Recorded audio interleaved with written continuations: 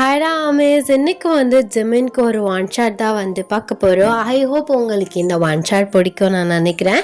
And நம்ம WhatsApp சேனலோட link, Insta ஐடியோட link, vlog சேனலோட லிங்க், டெலிகிராமோட லிங்க் டிஸ்கிரிப்ஷன் அண்ட் பயோவில் இருக்குது. ஸோ வேணும்னா பின் கமெண்ட்லேயுமே கொடுக்குறேன். வேணுங்கன்னா ஃபாலோ பண்ணி ஜாயின் பண்ணிக்கோங்க.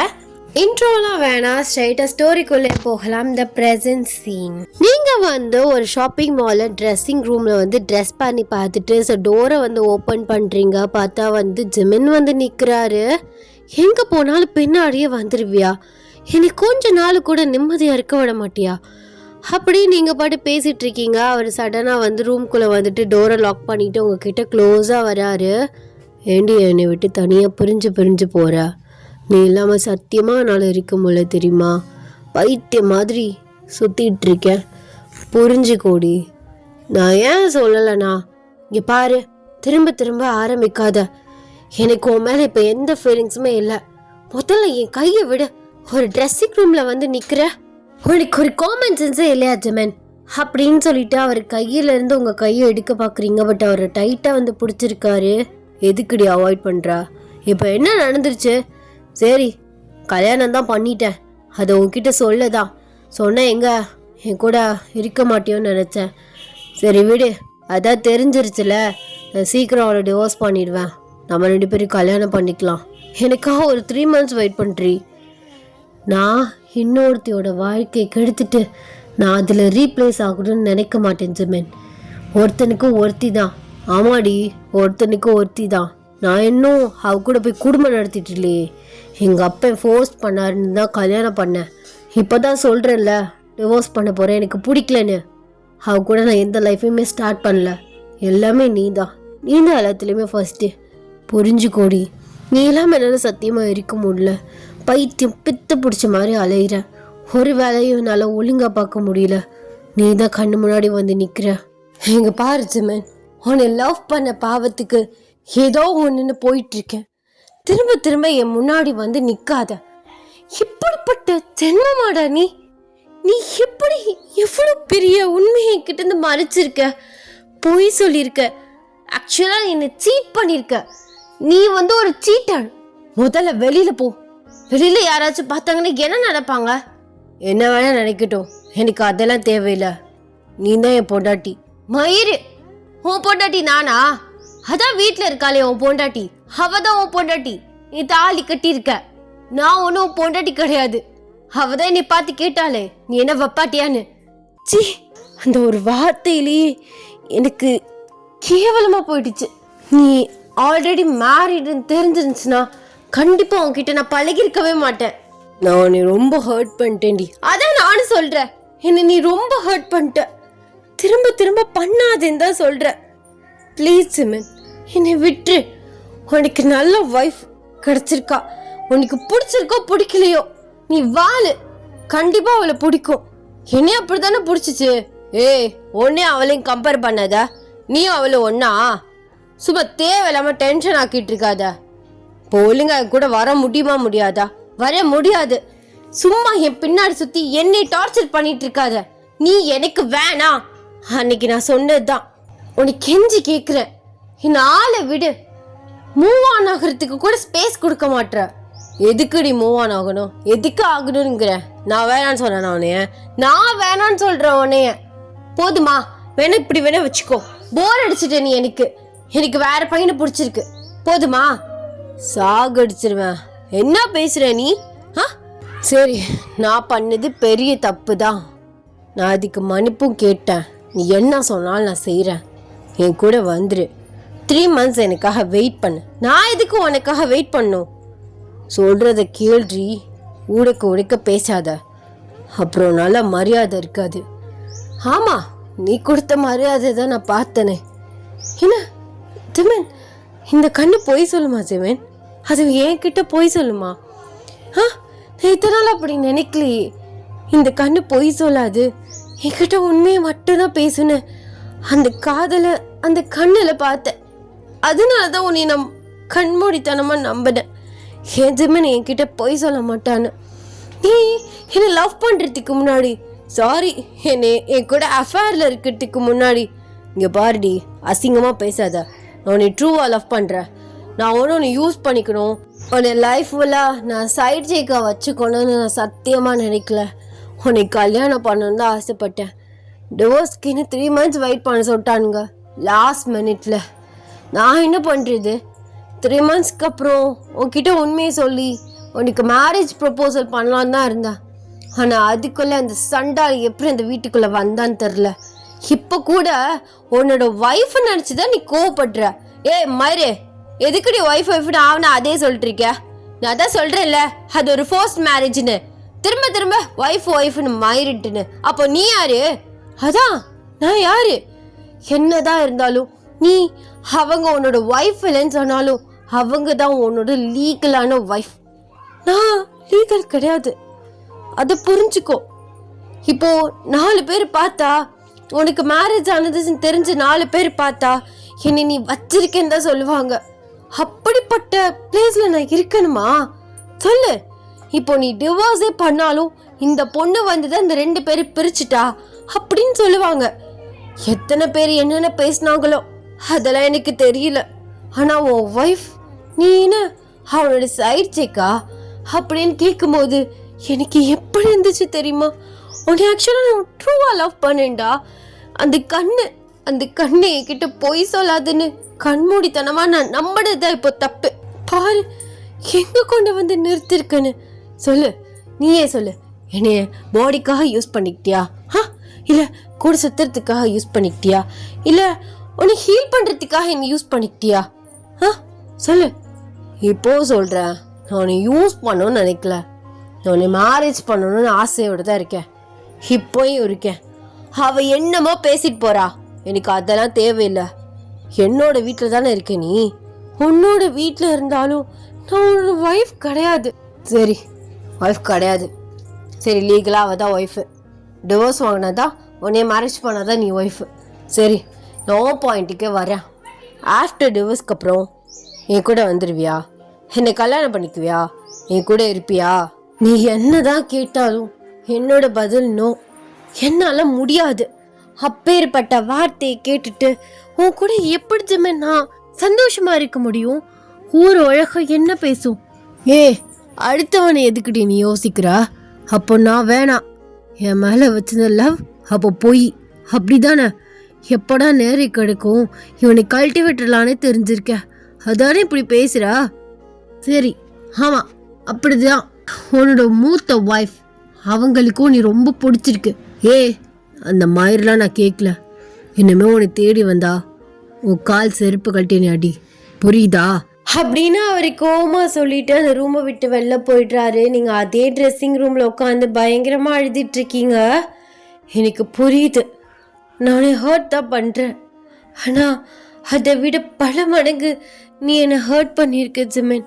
சத்தியமா அதை விட்டு என்னால் வெளியில் வரவே முடியல. I'm sorry. ஆனால் நீ கண்டிப்பாக அந்த பொண்ணு கூட லைஃப்பை ஸ்டார்ட் பண்ணுவ, அந்த நம்பிக்கை எனக்கு இருக்குது. அப்படின்னு நீங்கள் எங்கிட்ட பைத்தியம் மாதிரி உட்காந்து அழுதுட்ருக்கீங்க. ஸோ இப்படியே அந்த டே வந்து போகுது. இந்த நெக்ஸ்ட் டே ஆஸ் யூஷுவலாக நீங்கள் வேலை தேடி வந்து அழைஞ்சிட்ருக்கீங்க. பிகாஸ் வந்து நீங்கள் வந்து ஜிமினோட பர்சனல் செக்யூரிட்டியாக தான் வந்து ஒர்க் பண்ணிகிட்ருப்பீங்க. இந்த பிரச்சனை வந்ததுலேருந்து ஸோ நீங்கள் தனியாக வந்து வேலைக்கு போகலாம் அப்படின்னு சொல்லிட்டு ஜிமின் அந்த ஆஃபீஸ்லேருந்து ரிசைன் ஆகிட்டு வேறு ஆஃபீஸ்க்கு தேடி அலைஞ்சிட்ருக்கீங்க. ஜிமின் வேணுக்குன்னே வந்து எல்லா சைடும் பார்ட்னர்ஷிப் வச்சுருக்கனால யாருக்கிட்டேயுமே உங்களுக்கு வேலை கொடுக்கக்கூடாதுன்னு வந்து சொல்லிட்டாரு. நீங்க களைச்சு போய் அப்படியே வந்து ஒரு ஆஃபீஸோட வாசல்லே வந்து உட்காடுறீங்க. என்ன வாழ்க்கை இது, இவ்வளோ கேவலமாக போயிட்டுருக்கு. எல்லாம் அவனோட வேலை தான். அவன் தான் எல்லாருக்கும் கால் பண்ணி சொல்லியிருப்பான் திரும்ப அவன் ஆஃபீஸ் வாசல்லே போய் நிற்கணும்னு. பிச்சை வேணா எடுப்பேனே தவிர திரும்ப அவன் கிட்ட மட்டும் நான் போகவே மாட்டேன். நீங்கள் தட்டு தரு மாதிரி வந்து எந்திரிக்கிறீங்க, உங்களால் நடக்கவே முடியல. ஜிமின் இதை தூரமாக நின்று பார்த்துட்டு இருக்காரு. அவருக்கு அவ்வளோ கஷ்டமாக இருக்கு. சனியம் பிடிச்சவ சொன்னால் கேட்குறாளா? இவளுக்கு இதெல்லாம் தேவையா என்ன? ஆனால் நான் வேற ஆள் சைடு மட்டும் நீ விட்டுறவே மாட்டேன். நீ பர்மனெண்ட்டாக என்கிட்டேருந்து பிரிஞ்சிருவ. தலை சுத்துது அவளுக்கு, எந்திரிச்சு நடக்க கூட முடியல. எதுக்கு அப்படி கஷ்டப்படணும்? படுத்துக்கிட்டு சாப்பிட்லாம், ஜாலியாக மகாராணி மாதிரி இருக்க வேண்டியவ இப்படி ஒவ்வொரு ஆஃபீஸாக ஏறி இறங்கிட்டு இருக்கா. அப்படின்னு சொல்லிட்டு அவருக்கு உங்களை பார்க்கல ரொம்பவே கஷ்டமா இருக்கு. ஸோ நீங்க அப்படியே நடந்து போயிட்டு இருக்கீங்க, கீழே விழ மாதிரி போறீங்க. ஜிமினிக்கு இதை பார்த்து சரியா வராது அப்படின்னு தோணுது. அவர் ஃபாஸ்டா உங்ககிட்ட வந்து உங்களை அப்படியே வந்து தூக்குறாரு. இங்க என்ன பண்ற? நேற்று என்னமோ பெருசா பேசிட்டு போன, இனிமே உன்னை தேடி வந்தா உன் காலில் இருக்க செருப்பை கழட்டி அடின்னு வேணா அடிச்சுக்கோடி. ஆனா என்னால் உன்னை இப்படி பார்க்க முடியல, எனக்கு அவ்வளோ கஷ்டமா இருக்கு. நீ என்கிட்ட போய் விழுந்துட்டேன்னா என்ன பண்றது? நான் அப்புறம் நாதியத்து போய் நிற்கணும். நீ எதுக்கு நிற்கிற? உனக்கு தான் அவ்வளோ பெரிய ஃபேமிலி இருக்கு, கீழே இறக்கி விடு. நான் அடுத்த ஆஃபீஸ்க்கு போகணும். எல்லா ஆஃபீஸ்க்கு சொல்லி வச்சு எனக்கு வேலை கிடைக்க முடியாத மாதிரி பண்ணிட்டல நீ. அப்போ வேற என்ன பண்ண சொல்ற? நீ பாட்டி வேற ஆஃபீஸ்க்கு போவ, அங்கேயே அவனாத நீ ட்ரை பண்ணுவான். நீ என்னையே வெறுத்துட்டு வேற இருக்க. மூவ் ஆன் ஆகிறதுக்கு வேற லவ் பண்ணி அப்படியே போயிட்டேன்னா நான் என்ன பண்றது? அதனால நீ ஏன் கண்ட்ரோல் ஏன் முன்னாடி தான் இருக்கணும். இப்போ ஒன்று கேட்டு போல, பேசாம நம்ம கம்பெனிலே திரும்ப ரீஜாயின் ஆயிடு. செத்தாலும் ஆக்க மாட்டேன். ஏண்டி இப்படி அட்டம் பிடிக்கிற?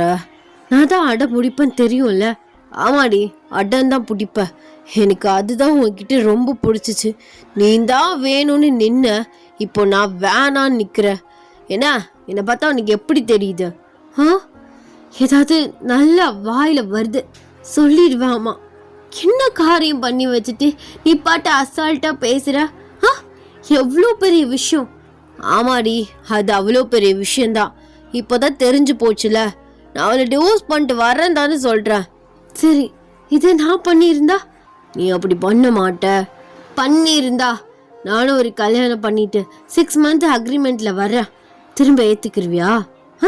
சொல்லு. பைத்தியக்கார இவ மாதிரி பேசாத. முதல்ல நீ என்னை இறக்க விடு. நட்ரோட்டில் என்ன பண்ணிட்டு இருக்க? என் ஒய்ஃப்டி, நான் தூக்குவேன். யார் என்ன கேட்குறா நானு பார்க்குறேன் அப்படின்னு சொல்லிட்டு ஃபாஸ்ட்டாக ஒரு ரெஸ்டாரண்ட்குள்ளே உங்களை தூக்கிட்டு போயிட்டு இறக்கி விடுறாரு. இங்கே எதுக்கு கூட்டிகிட்டு வந்த? சொல்லு. காலேருந்து நீ எதுவும் சாப்பிட்ருக்க மாட்டேன்னு எனக்கு தெரியும், அதான் கூப்பிட்டு வந்தேன். அதான் உனக்கு தலையும் சுற்றுது. வா, ஏதாச்சும் சாப்பிட்லாம். எனக்கு ஒன்றும் தேவையில்லை. எனக்கு என்னை பார்த்துக்க தெரியும். அடுத்தவங்க ஒன்று எனக்கு பிச்சை போட தேவையில்லை. இதை மட்டும் நல்லா வாய்க்கு வக்கனையாக பேசு. எனக்கு தெரியும் உங்ககிட்ட இப்போதைக்கு எந்த மணியும் கிடையாது. உங்கள் வீட்டில் ப்ரெஷருக்காக தான் நீங்கிட்ட அங்கிட்ட திரிகிறேன்னு. அதே மாதிரி அவங்க திரும்ப போய் ஜிமினோட கம்பெனிலே ஜாயின் பண்ணு. இந்த விஷயத்தில் பெருசாக மைண்ட் பண்ணிக்காதுன்னு சொல்கிறதும் எனக்கு தெரியும். உன் சித்தி தானே அப்படி உன்னை டார்ச்சர் பண்ணிகிட்டு இருக்காங்க. ஆமாம், அவங்க தான். ஏன் தலையெடுத்து தான் இப்படி இருக்கே. அனாதையா நாதியத்து போய் தானே நான் நிற்கிறேன். யாரு அப்படி சொன்னா? அதான் உனக்கு நான் இருக்கேன்ல. போது நிறுத்து. எனக்கு எல்லாமே என்னை விட்டு போயிடுச்சு. எங்கள் அம்மா நான் பிறக்கும் போதே போயிட்டாங்க. அம்மா பாசமே இல்லாமல் வாழ்ந்தேன். எங்கள் அப்பா என்னை நல்லா பார்த்துக்கிட்டாரு. அதுக்கப்புறம் அவர் ஒர்க்குக்கு போகணுன்னு ஒரு பொண்ணை கல்யாணம் பண்ணார். அதுக்கு என்னன்னா என்னை கண்டாலே ஆகாது. அந்த கொடுமையிலேயே நான் வாழ்ந்துட்டேன். எங்கள் அப்பா என் பொண்ணை இப்படி கொடுமைப்படுத்துகிறாளேன்னு குடிச்சே செத்துட்டாரு. இப்போ வெளியிலையும் போக முடியாமல் உள்ளேயும் அட்ஜஸ்ட் பண்ணி இருக்க முடியாமல் பைத்தியக்காரி மாதிரி இருக்கு. நீ இருந்த, நான் இல்லைன்னு சொல்லலை. என்னோட லோவஸ்ட் இதுலலாம் நீ இருந்த. உன்கிட்ட நான் ஹீல் ஆகிட்டு இருந்தேன். நீ தான் எல்லாமே நம்பினேன். இவ்வளோ பாசம் கிடைக்காம நீ வாழ்ந்ததுக்கு உனக்கு ஒரு நல்ல லவ்வரா, ஒரு ஹஸ்பண்டா ஜிமன் கிடைச்சிட்டாண்டின்னு நானே எனக்குள்ள எவ்வளோ சந்தோஷப்பட்ட தெரியுமா?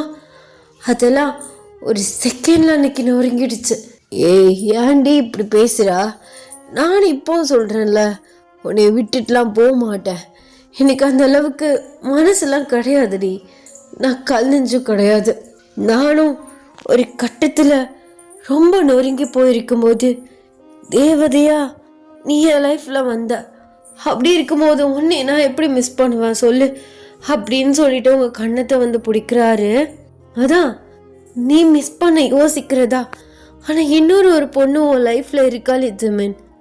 அதான் சொல்கிறேன்ல, நான் அவளை கான்ட்ராக்ட் போட்டு தானே கல்யாணம் பண்ணேன். எங்கள் அப்பா ரொம்ப டார்ச்சர் பண்ணார். சரி, அவருக்காக இது வரைக்கும் எதுவும் பண்ணி தொலைக்கலையேன்னு பண்ணேன். ஆனால் நீ என் லைஃப்பில் கிடைப்பேன்னு தெரிஞ்சிருந்தா கண்டிப்பாக அதையும் நான் பண்ணியிருந்திருக்க மாட்டேன். அவ கூட நீ நினைக்கிற மாதிரி நான் லைஃப்லாம் எதுவுமே ஸ்டார்ட் பண்ணல.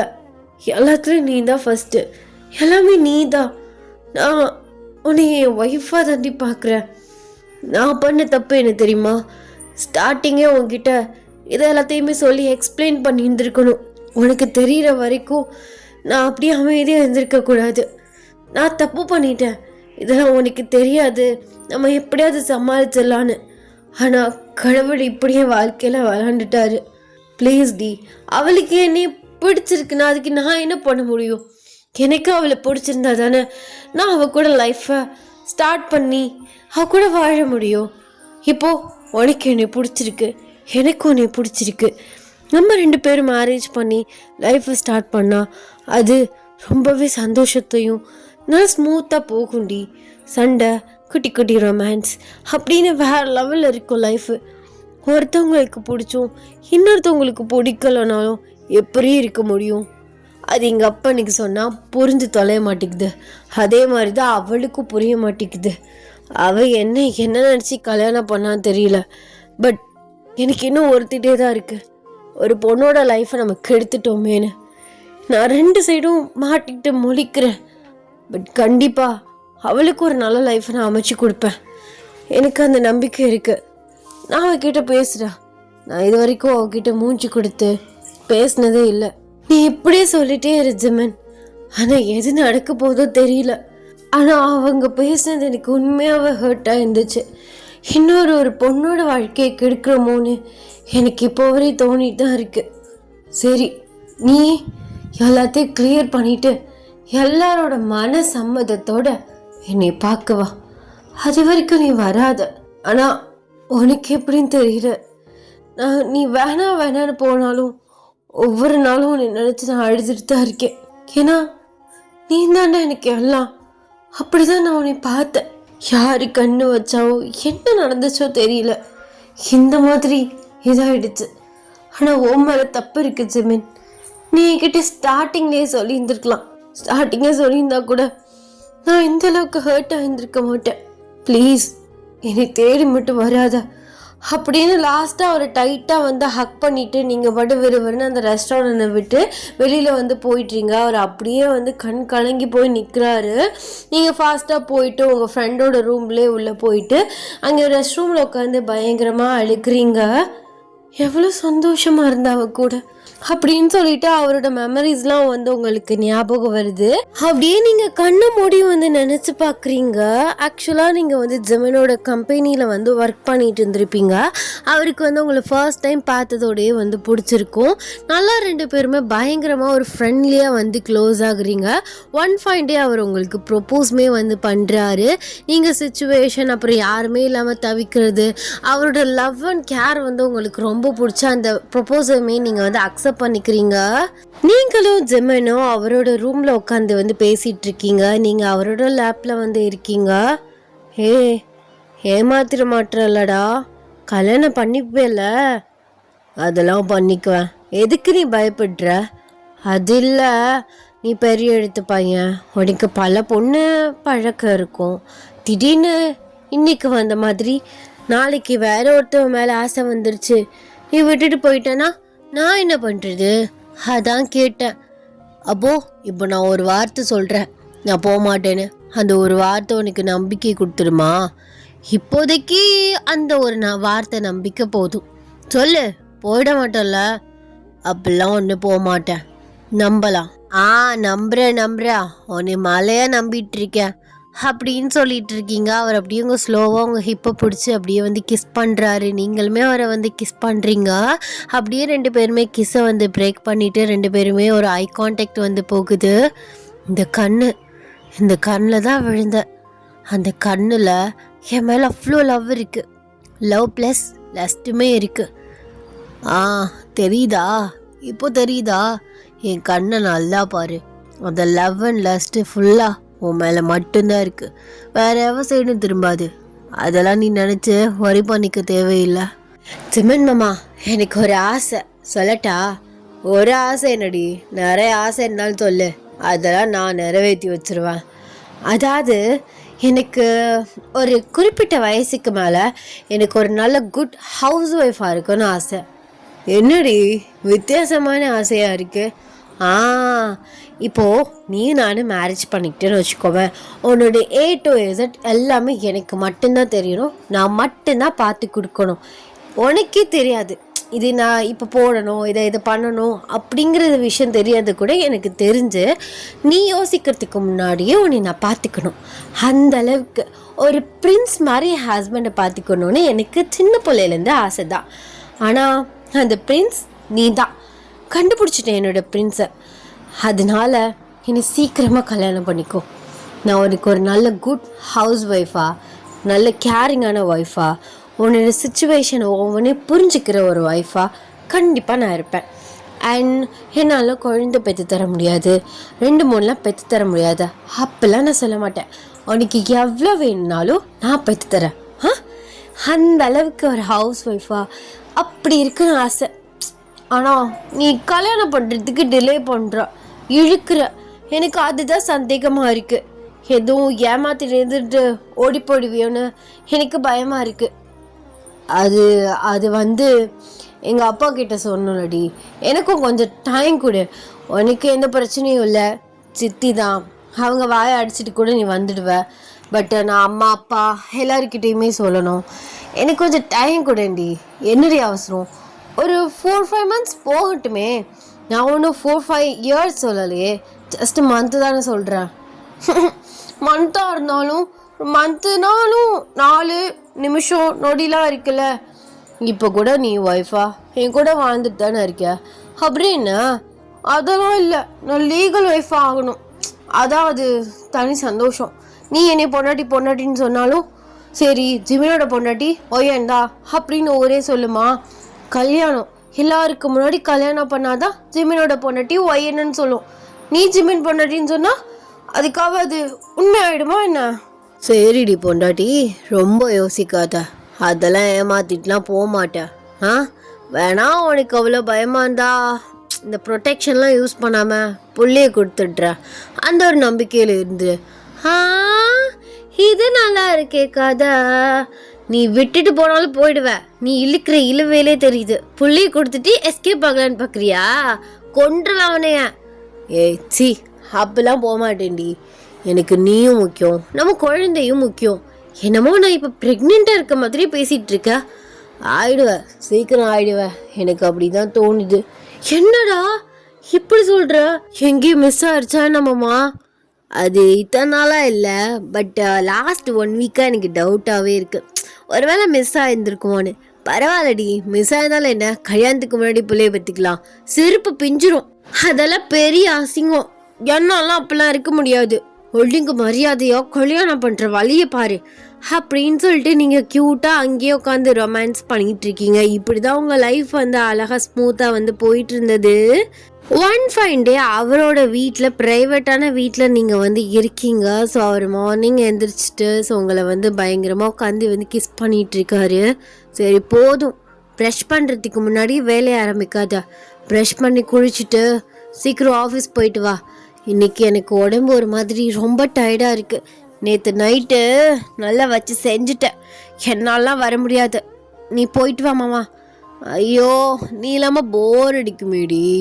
பேசாமல் நானும் போகாமல் இருந்துட்டா சாவடிச்சிருவேன். இன்றைக்கி மீட்டிங் இருக்குது, அதுவும் கிம்மோட. போய் மீட்டிங்கை முடிச்சிட்டாது வா. நான் இன்றைக்கி உனக்காக ஸ்பெஷலாக சமைச்சு உனக்கு பிடிச்ச மாதிரி நல்லா சாரி கட்டி அப்படியே நல்ல ஒரு ஹவுஸ் ஒய்ஃப் அந்த வைப்பில் உனக்காக வெயிட் பண்ணுறேன். போயிட்டு வா, போ அப்படின்னு சொல்கிறீங்க. அவர் உங்களை தூக்கிட்டு அப்படியே ரெஸ்ட் ரூம் போகிறாரு. ஸோ 2 பேருமே குளிச்சுட்டு வெளியில் வர்றீங்க. இப்படியே ஒவ்வொரு நாளும் டயத்தை வேஸ்ட் பண்ணிகிட்டே இருக்க ஜெமன். சரி கத்தாத, போகிறேன் அப்படின்னா அவர் உங்களுக்கு ட்ரெஸ் சேஞ்ச் பண்ணி விட்டுட்டு அவருமே ட்ரெஸ் சேஞ்ச் பண்ணிவிட்டு அவருமே கிளம்புறாரு.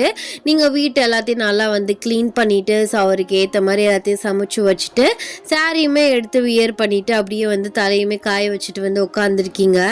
இப்படியே 3 o'clock கிட்ட ஆகுது. ஒரு மத்தியான டைம், மழை பெய்கிற மாதிரி இருக்குது. ஐயோ மேகம் கருத்துக்கிட்டு வேற வருது. இன்னும் அவனுக்கு மீட்டிங் முடியல அப்படின்னு சொல்லிட்டு நீங்களுமே தலையெல்லாம் கட்டிட்டு நல்லா மினிமலாக மேக்கப் போட்டுட்டு தலை நிறைய பூ வச்சுட்டு வெயிட் பண்ணிட்டு இருக்கீங்க. ஸோ கரெக்டாக 5 o'clock கிட்ட ஆகுது. காலிங் பெல் அடிக்கிற சவுண்ட் கேட்குது. என்ன என் புருஷன் ஃபோன் அடிச்சு கூட ஒரு வார்த்தை சொல்லாமல் சர்ப்ரைஸ்டாக வராரா அப்படின்னு சொல்லிட்டு டோரை ஓப்பன் பண்ணுறீங்க. பார்த்தா ஒரு பொண்ணு வந்து நிற்கிறா. நீங்கள் கன்ஃபியூஸ்டாக அந்த பொண்ணை வந்து பார்க்குறீங்க. அந்த பொண்ணு, யார் நீ? முதல்ல நீங்கள் யார்? என் வீட்டில் வந்து நின்றுட்டு நீ யாருன்னு என்னை கொஸ்டின் பண்ணிட்டு இருக்கீங்க? ஓ வீடா? இது பார்க் ஜிமினோட வீடு தானே? ஆமாம், என்னோட ஹஸ்பண்டோட வீடு தான். சொல்லுங்க, உங்களுக்கு யார் வேணும்? ஹஸ்பண்டா? பாரா, எப்போ உங்கள் 2 பேருக்கு கல்யாணம் ஆனிச்சு? கல்யாணம் இன்னும் ஆகலை, டேட்டிங்கில் இருக்கோம். கூடிய சீக்கிரம் கல்யாணம் ஆகிடும். இப்போ எதுக்கு அதெல்லாம் நீங்கள் கொஷின் பண்ணி கேட்டுட்ருக்கீங்க? கல்யாணம் ஆகிடுமா? ஃபர்ஸ்ட் ஒய்ஃப் இருக்கும்போது செகண்ட் மேரேஜ் பண்ணிக்கலாமா? ஆமாம், நீ யார்? ப்ராசிக்யூட்டா என்ன? அந்த மாதிரி தான் ஜிகு ஜிகுன்னு நிற்கிற அப்படின்னு உங்களை பார்த்து அவள் வந்து கேட்குறா. உங்களுக்கு கோவம் வந்துடுது. ஸோ நீங்கள் வந்து கோமாவட்ட கத்த ஆரம்பிக்கிறீங்க. என்ன என்ன நினச்சிட்டு இருக்க? யார் முதல்ல நீ என்னைய பார்த்த ப்ராசிக்யூட்டான்னு கேட்குற? உனக்கு எவ்வளோ திமிரு? ஜிமின் வரட்டும், உனக்கு இருக்கு. முதல்ல வெளியில் போ அப்படின்னு சொல்லிட்டு வந்து நீங்கள் கத்துறீங்க. என்னை வெளியில் போக சொல்கிறதுக்கு உனக்கு எந்த ரைட்ஸும் இல்லை. ஆக்சுவலாக ஐம் அ ஜிமன் ஒய்ஃப். ஸோ எனக்கு என் புருஷனோட வீட்டில் பாதி அளவுக்கு உரிமை, ரைட்ஸ் எல்லாமே இருக்குது. ஸோ நீ தான் ஒண்டிக்கட்டையாக சுற்றிட்டுருக்க. ஆக்சுவலாக மீனிங் வந்து பார்த்தீங்கன்னா, நீ வந்து அஃபேரில் இருக்க ஒரு பொண்ணு. ஐ மீன், நீ ஒரு வப்பாட்டி. ஸோ உனக்கு இங்கே ரைட்ஸ் கிடையாது. முதல்ல வெளியில் போ அப்படின்னு அந்த பொண்ணு வந்து சொல்லிடுறா. அந்த பொண்ணு சொன்ன வார்த்தை ஒவ்வொன்றும் உங்களுக்கு அவ்வளோ ஹர்ட்டிங்காக இருக்குது. நீங்கள் ஃபாஸ்ட்டாக வந்து ஜிமனுக்கு வந்து கால் பண்ணுறீங்க. ஜிமின் எங்கே இருக்கா? சொல்லல பொண்டாட்டில.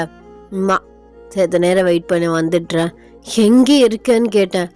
ஆஃபீஸில் இருக்கேன்டி, வேலை பார்த்துட்ருக்கேன். லவ் யூ, சேஃபாரு, வந்துடுறேன். சீக்கிரம் வீட்டுக்கு வா. என்னடி அவசரம்? வந்து வெளில கூப்பிட்டு போகிறேன். நீ வெளில கூப்பிட்டு போகிறது இருக்கட்டும், இங்கே ஒருத்தி என்னை வெளியில் போக சொல்லி என்கிட்ட சண்டை போட்டுட்ருக்கா. என்னை ப்ராசிக்யூட்டான்னு கேட்குறா. நீ என்னைய வச்சிருக்கியா அப்படின்னு உன்னை கல்யாணம் பண்ண உன் ஒய்ஃப் வந்து நிற்கிறா. நான் என்ன பதில் சொல்லட்டும் அப்படின்னு வந்து கேட்குறீங்க. அவருக்கு பயங்கரமாக வந்து ஷாக் ஆகுது. அது இரு, நான் வரேன் இரு அப்படின்னு சொல்லிட்டு காலை கட் பண்ணிவிட்டு அவர் ஃபாஸ்ட்டாக வந்து வீட்டுக்கு வராரு. நீங்கள் அழுதுட்டு வந்து உட்காந்துருக்கீங்க. வா, வந்துட்டியா? ஏமாத்திட்டல என்னைய. ஓ ஃபர்ஸ்ட் ஒய்ஃப் நிற்கிறா. கேளு. கேட்கவா? அதான் நீ தான் பதில் சொல்லணுமோ? ஒரு அதிர்ச்சியில் ஒலர்ற. ஏண்டா போய் சொன்ன அப்படின்னு அவர் ஷர்ட் காலரை பிடிக்கிறீங்க. இங்கே பாரு சொல்லல, நான் சொல்கிறத ஒரு நிமிஷம் கேளு. இன்னும் என்னென்ன சொல்ல போகிற? என்னென்ன போய் சொல்ல போகிற? நாங்கள் கல்யாணம்லாம் பண்ணல, அவள் காஸ்திக்காக பண்ணுறேன்னு சொல்லுவியா? அது இல்லடி, போய் எல்லாம் போய் ஆரம்பிச்சிருந்து முடிஞ்ச வரைக்கும் நேற்று வரைக்கும் சொன்னதெல்லாம் போய். இதுக்கு தான் என்னைய 5 months வெயிட் பண்ண சொன்னியா? சொல்லு. அது வந்து ஒரு ஃபோர்ஸ்டு மாதிரி. வாயை மூடு, உனக்கு பேச அருகதையே இல்லை. அவன் என்னை பார்த்து அஃபேரில் இருக்கீங்களோ அப்பாட்டியான்னு கேட்குறான். பா, எவ்வளோ பெரிய பட்டம் எனக்கு. உன் கூட பொண்டாட்டியாக வாழணும்னு ஆசைப்பட்டேன்.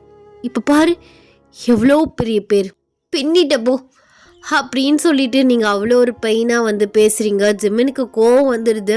ஸோ அந்த ஃபர்ஸ்ட் ஒய்ஃபை வந்து போட்டு வந்து அடிக்கிறாரு. நீங்கள் போயிட்டு நிற்கிறீங்க முன்னாடி. இவ்வளோ எதுக்கு அடிக்கிற? ஆக்சுவலாக நான் தான் உன்னை செருப்பால் அடிக்கணும். போய் சொல்லியிருக்கேன். 2 விமனோட லைஃப்பை நீ ஸ்பாயில் பண்ணியிருக்க, நாசம் பண்ணியிருக்க. ஜிமின், கொஞ்சமாச்சும் உனக்கு அந்த கில்ட்டி இருக்கா? அவங்கள அடிக்க போகிற, ஹோம் மேலே தான் தப்பு இருக்கு. என்னை யூஸ் பண்ணிக்கிட்டியா? சொல்லு, என்னை யூஸ் பண்ணிக்கிட்டியா ஜிமின்? சத்தியமா இல்லடி. என் சிச்சுவேஷன் என்ன உன்னோட மாயிரி சிச்சுவேஷன். 2 பேரும் ஏமாத்திருக்க. என் மூஞ்சிலே முழிக்காத எவ்வளோ சந்தோஷமா இருந்தேன் தெரியுமா? என்னை பார்த்து அவங்க எவ்வளோ பெரிய வார்த்தையில் கேட்குறாங்க. அவங்க கேட்குறது தப்பு இல்லை. உன்னோட பேக்ரவுண்ட் தெரிஞ்சு நான் உன்னை லவ் பண்ணி இருந்திருக்கணும். காசோட திமிரு அப்படிதானே, கூப்பிட்டா வந்துடுவான்னு நினச்சியா என்னைய? சொல்லு. நான் உன்னோட லவ்க்காக தான் உன் பின்னாடியே வந்தேன். மற்றபடி உன்னோட மணியோ வேறு எதுவுமே நீ இம்ப்ரெஸ் பண்ணல. என்னை இப்படி ஏமாத்திட்டியே. என் மூஞ்சிலே மொழிக்காத. அப்படின்னு சொல்லிட்டு நீங்கள் கோவமாக பேசிட்டு வெளியில் வந்ததா. ஸோ அதுக்கப்புறம் நீங்கள் ஜிமின் கூட பேசவே இல்லைன்னா எப்போதுமே கோவமாக பேசுறது, அவர்கிட்டேருந்து விலகவே நீங்கள் ட்ரை பண்ணிகிட்ருக்கீங்க. நீங்கள் இதெல்லாம் நினச்சி அழுதுட்ருக்கீங்க, அப்படியே ரூமில் வந்து இப்படியே படுத்துட்றீங்க. ஸோ இந்த நெக்ஸ்ட் டே உங்களுக்கு வந்து ரொம்ப இயர்லியாக வந்து கால் வந்து வருது. ஸோ ஒரு அன்னோன் நம்பர். நீங்களுமே அட்டன் பண்ணி, ஹலோ யார்? அது அது வந்து நான் ஜிமினோட ஒய்ஃப் பேசுகிறேன். ஆ ஆ சொல்லுங்கள், என்ன விஷயம்? அதாவது ஜிமினுக்கு நேற்று நைட்லேருந்து ரொம்ப முடியலை. ஓவராக குடிச்சிட்டு ஒழுங்காக சாப்பிடாம ஒரு மாதிரி இருக்கார். அவங்க அப்பாலாம் வந்திருக்காங்க, அவங்கள வர சொன்னாங்க. கொஞ்சம் வர முடியுமா? அது அது வந்து நான் எதுக்கு வரணும்? அவர் ஹாஸ்பிட்டல் கூப்பிட்டு போகலாம்ல. அவன் எதுக்கும் ஒத்துக்கிற மாட்டேங்கிறான். உன்னை பார்க்கணுன்னு சொல்லி நிற்கிறான். யார் பேச்சும் கேட்கல. ப்ளீஸ் ஓயன், கொஞ்ச நேரம் வந்துட்டு போயேன். அதுவும் இல்லாமல் அவங்க அப்பா பேசணுன்னு சொல்கிறாரு. எங்கள் அப்பா எல்லாருமே வந்திருக்காங்க. இந்த பிரச்சனையை எதுக்கு மேலே இழுத்துட்டு போக வேணாம். சீக்கிரம் பேசி முடிக்கிறது தான் நல்லது. நீ வர முடியுமா அப்படின்னு வந்து கேட்குறாங்க. நீங்களுமே வந்து கொஞ்ச நேரம் யோசிச்சுட்டு சரி நான் வரேன் அப்படின்னு சொல்லிட்டு ஃபோன் கால்மே வந்து கட் பண்ணிடுறீங்க. உங்களுக்கு ரொம்ப திங்கிங்காக இருக்குது. உங்கள் ஃப்ரெண்ட் வந்து கேட்குறா, நீங்களுமே சொல்கிறீங்க சரி போடி, அவங்க என்னதான் சொல்கிறாங்கன்னு பார்ப்போம். ஜிமின் இவ்வளோ அடம்பிடிச்சிட்டு இருந்தா வேறு எதுவுமே பண்ண முடியாதுடி. அந்த பொண்ணுக்கு மேபி புரிஞ்சிருக்கும்னு நினைக்கிறேன், நம்ம ஃபோர்ஸ் பண்ணி ஒரு பர்சனை நம்ம கூட வச்சுக்க முடியாதுன்னு. அதான் அவளுமே உன்னை வர சொல்கிறா.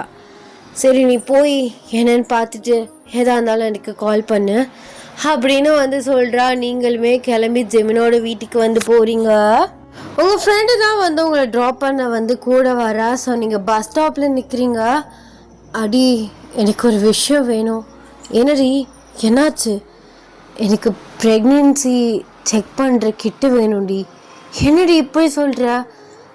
ஆமாம், எனக்கு ஒரு மாதிரி சந்தேகமாகவே இருக்குது. அதை பார்த்துட்றேனே, ப்ளீஸ் எனக்கு வாங்கி கொடுக்குறியா? அங்கே மெடிக்கல் ஷாப் இருக்குல்ல அப்படின்னு வந்து சொல்கிறீங்க. அவளுமே கொஞ்சம் நேரம் யோசிச்சுட்டு அவங்க அந்த ப்ரெக்னென்சி கிட்ட வாங்கிட்டு வந்து கொடுக்குறா. நீங்கள் அங்கே இருக்க பப்ளிக் டாய்லெட்டில் போயிட்டு செக் பண்ணி வந்து பார்க்குறீங்க. அப்படியே ரெண்டு பேருமே பார்த்துட்ருக்கீங்க. ஃபஸ்ட்டு ஒரு கோடு விழுது, அப்படியே நீங்கள் விழுந்துடக்கூடாதுன்னு கடவுளை வேண்டிகிட்டே இருக்கீங்க. அடுத்து செகண்ட் கோடுமே வந்து விழுகுது. அதை பார்க்கும்போது உங்களுக்கு அவ்வளோ கஷ்டமாக இருக்குது. ஸோ ஒரு ஹாப்பி ப்ளஸ் ஒரு கஷ்டம் சேர்ந்து உங்களுக்கு கண்ணீர் ஓடுது. என்ன சொல்கிறேன்னே வந்து தெரியல. என்னடி ஒயன் இது?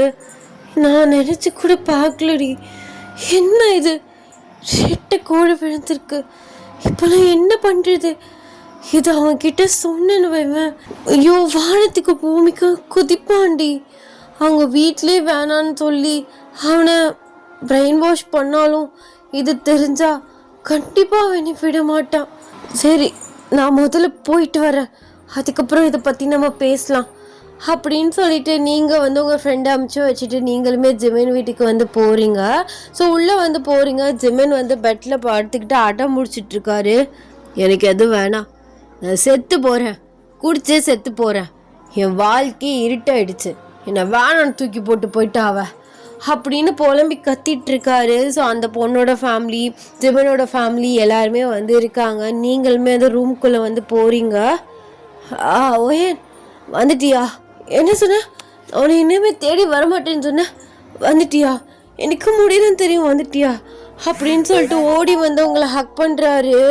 என்னை விட்டு போகாதடி, உனக்காக தானே எல்லாத்தையும் விட்டேன். உனக்கு நான் குடிக்கிறது ஸ்மோக் பண்ணுறது பிடிக்காதுன்னு உனக்காக எல்லாத்தையுமே விட்டேன். இப்போ நீ இல்லாமல் என் வாழ்க்கை நரக மாதிரி இருக்குது. பாரு குடிச்சு எப்படி ஆயிட்டேன்னு. ஆனால் நீ போனேன்னு வச்சுக்கோவேன், சத்தியமாக நான் செத்து போயிடுவேன் அப்படின்னு உங்களை இன்னும் டைட்டாக வந்து ஹக் பண்ணுறாரு. உங்களுக்கு கண்ணெல்லாம் வந்து கழங்குது. இவ்வளோ மேடாக என் மேலே லவ் இருக்குது, ஆனால் லீகலாக இல்லையே. என்னடி பெரிய லீகலு? அப்பா நான் சொல்லிட்டேன், நான் இவளை டிவோர்ஸ் பண்ணிடுறேன். இவளுக்கு ஒரு நல்ல மாப்பிள்ளையை பார்த்து நீங்களே கல்யாணம் பண்ணி வச்சுருங்க. நான் ஒயன் இல்லாமல் இருக்க முடியாது. அவள் என்னோடது, நான் அவளோடது, நான் அவள் கூட தான் இருப்பேன். இதுக்கு மேலே ஃபோர்ஸ் பண்ணிங்கன்னா நீங்கள் எனக்கு அப்பன்னு இல்லை, நான் உங்களுக்கு பிள்ளை இல்லைன்னு நான் பாட்டு போயிட்டே இருப்பேன் அப்படின்னு வந்து பேசுகிறாரு. எல்லாருக்குமே வந்து ஜெமினை பார்க்கல ஆச்சரியமாக இருக்குது, இந்த அளவுக்கு ஒரு பொண்ணு மேலே லவ் வச்சுருக்கானா அப்படின்னு சொல்லிட்டு. அப்போல்லாம் இந்த ஜெமினோட ஒய்ஃப் வந்து சொல்கிறா, மாமா இதெல்லாம் சரியாக வராது, அவனுக்கு சுத்தமாக நீ பிடிக்கல, அவனுக்கு ஒய்யனை தான் ரொம்ப பிடிச்சிருக்கு, ஒருத்தவங்களை ஃபோர்ஸ் பண்ணி நம்ம கூட வச்சுக்க முடியாது. ஐம் சாரி ஒயன், அன்றைக்கி ஏதோ ஒரு கோவத்தில் தான் நான் உன்னை அந்த மாதிரி வார்த்தையை யூஸ் பண்ணி உன்னை மனசு நோக்குற மாதிரி பேசிட்டேன். நீயும் என்ன பண்ணுவ, அவனுக்கு இது ஃபோர்ஸ்டு மேரேஜ் தான், எப்படியாவும் ஒரு நாள் மாறிடுவா அப்படின்னு நான் நினச்சேன்.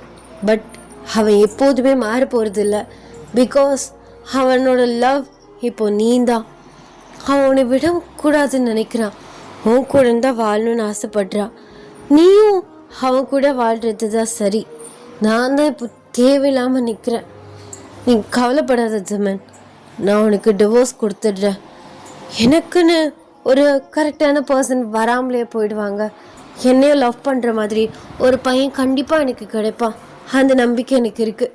அப்பா அம்மா வாங்க போகலாம் அப்படின்னு சொல்லிட்டு அவங்க ஒரு ஸ்டெப்பை வந்து எடுத்து வைக்கிறாங்க. நீங்கள் அந்த பொண்ணோட காலில் விழுக்கிறீங்க. சாரி, நான் இதை வேணும்னு பண்ணல, உங்கள் லைஃப்பில் நான் பங்கு போகணுன்னு நினைக்கல, இதெல்லாமே கோஇன்சிடெண்ட்டாக நடந்தது. ஆனால் நீங்கள் எப்படி வெளியில் பேசுகிறீங்க, உங்களுக்கு உள்ளுக்குள்ளே எவ்வளோ கஷ்டமாக இருக்குன்னு எனக்கு புரியுது, என்னை மன்னிச்சிருங்க. இல்லை ஏன் இதில் ஓன் தப்பு எதுவும் இல்லை, எங்கள் பேரண்ட்ஸோட தப்பு தான். அவங்களோட ஆசைக்காக எங்களை ஃபோர்ஸ் பண்ணி கல்யாணம் பண்ணி வச்சிட்டாங்க. பட் எனக்கு ஜெமினை பிடிச்சிருந்தது, ஆனால் அவனுக்கு என்னை பிடிக்கல. இவ்வளோதான், ஒரு மிஸ் அண்டர்ஸ்டாண்டிங் தான், பேரண்ட்ஸோட தப்பு தான், இதில் உன் மேலே எந்த தப்பும் இல்லை. நீ சந்தோஷமா இரு, எந்திரி அப்படின்னு சொல்லிட்டு உங்களை தூக்கி விட்டுட்டு அப்படியே உங்களை டேப் பண்ணிவிட்டு அவள் பாட்டு விறுவிறுன்னு வழியில் போயிடுறா. நீங்கள் நின்று அழுதுட்ருக்கீங்க. பொறுக்கி ஒரு பொண்ணோட மனசை இவ்வளோ கஷ்டப்படுத்திட்டியே, அப்போ நீ கஷ்டப்படுறியே, அதுக்காக எனக்காக அடுத்தவங்களெல்லாம் ஹர்ட் பண்ணுவியா? பண்ணுவேன். நீ எனக்கு கிடைக்கணும், நீ சந்தோஷமாக இருக்கணும், அதுக்காக நான் என்ன எக்ஸ்ட்ரீம் லெவலில் கூட போவேன். நீ என்னோடதுடி, நான் எப்படி இன்னொரு பொண்ணோட வாழ முடியும்? என்னை ஏமாற்றிக்கிட்டு அவளை ஏமாற்றிட்டு இருக்க சொல்கிறியா?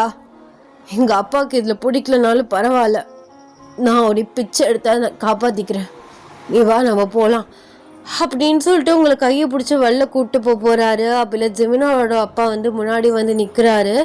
எங்கே போகிற? எங்கடா போகிற?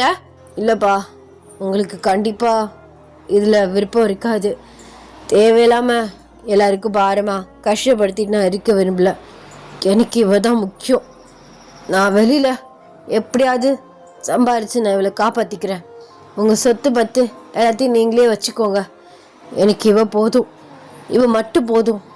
அப்போது இத்தனை வருஷம் வளர்த்த நாங்கள் முக்கியம் இல்லை, நீங்களும் முக்கியம்தான். ஆனால் பையனோட ஆசை என்னன்னு தெரிஞ்சுக்கிட்டு அதை நிறைவேற்றலையே. காசு பணம் சொகுசுன்னு எல்லாத்தையும் கொடுத்தீங்க, ஆனால் ஆசைப்படுறத நீங்கள் நிறைவேற்றலையே. எனக்கு என்னோட ஆசை, என்னோட நிம்மதி தான்ப்போ முக்கியம், இந்த காசு பணம்லாம் யாருக்கு வேணும்? நான் அவளை பார்த்துக்கிட்டு என்னால் இருக்க முடியும். நான் அப்பப்போ உங்களுக்கு பிடிச்சிருந்தா நான் உங்களை வந்து பார்த்துக்கிறேன், எங்களை விட்டுருங்க.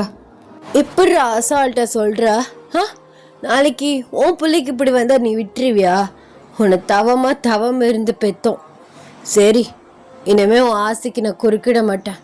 நீ அவளை டைவர்ஸ் பண்ணிவிட்டு இவ்வளோ கல்யாணம் பண்ணிக்கோ, எங்களுக்கு எந்த பிரச்சனையும் இல்லை, நீங்கள் 2 பேரும் சந்தோஷமாக இருந்தா அது போதும் எனக்கு அப்படின்னு சொல்லிட்டு 2 பேருமே வெளியில் போயிடுறாங்க. நீங்கள் ஜெமினை பார்க்குறீங்க, அவர் உங்கள் ஃபேஸ் ஃபுல்லாக கிஸ் பண்ணிவிட்டு உங்களை டைட்டாக ஹக் பண்ணுறாரு. நீங்கள் அப்படியே அழுதுகிட்டே வந்து நிற்கிறீங்க, அப்படியே பேக்லேருந்து ஒன்று எடுக்கிறீங்க. அவர் உங்களை கன்ஃபியூஸ்டாக பார்க்குறாரு. வி ஆர் ப்ரெக்னென்ட் ஜெமின் அப்படின்னு வந்து சொல்கிறீங்க. அவருக்கு கண்ணெல்லாம் கலங்குது, உங்களை அப்படியே தூக்கி சுற்றுறாரு. ஐயோ, என்னால் நம்பவே முடியல, ஆனால் நான் கெஸ் பண்ணது கரெக்ட் தாண்டி. I love you too. டூவா? நான் லவ் யூவே சொல்லையே, நீ லவ் யூ டூங்கிற? அது ஒரு லவ் உனக்கு, இன்னொன்று என் வயிற்றில் வளர என் பிள்ளைக்கு. ஓ, இப்போ தான் கன்ஃபார்மே ஆயிருக்கு, அதுக்குள்ளே 2 அங்கே போயிடுச்சா? இது நல்லா இருக்கே. அது ஒரு கண்ணு என் பொண்டாட்டி, இன்னொரு கண்ணு என் புள்ள. ஆ இப்போவே நீ பொழைச்சிக்கிற, இப்போவே பேசி நல்லா சமாளிச்சுக்கிற. நல்லது நல்லது. இருந்தாலும் அவங்களுக்கு ஹர்ட்டாக இருக்கும்ல. விடுடி, என்ன பண்ணுறது, எல்லாம் விதியில் எழுதிருச்சு. அவளுக்கு கண்டிப்பாக ஒரு நல்ல பார்ட்னர் கிடைப்பாங்க. அதுக்கு நம்மளுமே ஹெல்ப் பண்ணுவோம். அண்ட் நமக்கும் கூடி சீக்கிரத்தில் கல்யாணம் ஆக போகுது. I'm so happy. திரும்ப நீ என்கிட்டே வந்துட்ட.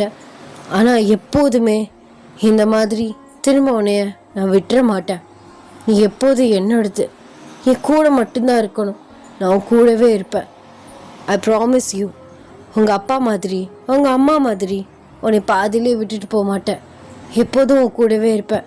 உனக்கு வயசானாலும் பரவாயில்ல, உனக்கு 100 வயசு ஆனாலும், உன் தோலெல்லாம் சுருங்கி நீ அசிங்கமானாலும் பரவாயில்ல, நான் உன் கூடவே தான் இருப்பேன். இது என்னோட promise. Love you so much அப்படின்னு சொல்லிட்டு உங்கள் ஃபோர்ஹெட்டில் வந்து கிஸ் பண்ணுறாரு. நீங்களுமே ஒரு டைட்டாக வந்து ஹக் பண்ணிக்கிறீங்க. டடா, ஹாப்பி என்டிங். ஐ ஹோப் உங்களுக்கு இந்த ஒன் ஷாட் பிடிச்சிருக்கோம் நான் நினைக்கிறேன். எங்கள் வீட்டில் ஒரு குட்டி சாத்தானே என்னை பார்த்துக்க சொல்லி விட்டுட்டு போயிட்டானுங்க. அவன் என்னென்னா பயந்துக்கிட்டே பின்னாடியே வந்து சுற்றிக்கிட்டு இருக்கா. அவனுக்கு தெரிய உங்களுக்கு வாய்ப்புகள் நம்மளோட சின்ன இதுலேருந்து வந்தவங்களுக்கு கண்டிப்பாக அவனுக்கு தெரிய வாய்ப்பு இருக்குது. பின்னாடியே வந்துட்டு இருந்தா ஃபோனை பார்த்துக்கிட்டே. அதோட வந்துட்டு ஒரு ஏர்போர்ட்ஸை மாட்டி உட்கார வச்சுருக்கேன். ஸோ வீட்டில் யாரும் இல்லை, அதனால தான் சரி ரெக்கார்டு பண்ணி முடிச்சிடலான்னு முடித்தேன். ஸோ எப்போதுமே ஸ்டார்டிங் ஓரளவு வந்துடுது, எண்டிங்கில் தான் சொதப்பிட்டுறேன். ஏன்னா ஏதாவது வந்து எனக்குன்னு ஒரு தடங்கள் வந்துடுது. ஸோ ஓகேடா. ஸோ நெக்ஸ்ட் ஒன் ஷாட்டை நம்ம மீட் பண்ணலாம். ஸோ அது வரைக்கும் எல்லோரும் சேஃபாக இருங்க. பாய் சாராங்கி.